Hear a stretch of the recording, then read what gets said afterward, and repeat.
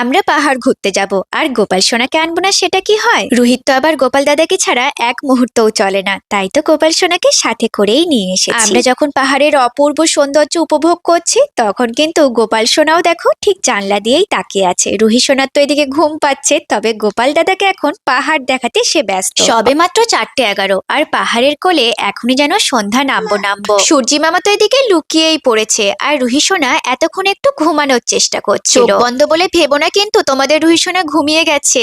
ওই দেখো ওই নিচ থেকেই আমরা উপরে উঠলাম, এক জায়গায় দাঁড়ালাম চা খাবো বলে। বেশ পাহাড়ের অনেকটা উপরে উঠে এসেছে। গাড়ি থেকে নেমে রুহি সোনা তখন দাদার সাথে পাহাড় দেখছে, বাবা ওকে সমস্ত পাহাড়টা ঘুরে দেখাচ্ছিল আর এইদিকে অভি গোপাল সোনাকে পাহাড় দেখাচ্ছে। আর এখান থেকেই ঠান্ডা ঠান্ডা আবহাওয়া শুরু হয়ে গেছে, বেশ ঠান্ডা লাগছিল এই জায়গাটাতে। পুরো পরিবার মিলে একসাথে ঘুরতে যাওয়ার মজাই আলাদা। আমরাও এখানে খুব আনন্দ করছিলাম আর ওই দেখো চায়ের দোকানে এবার চা খাবো।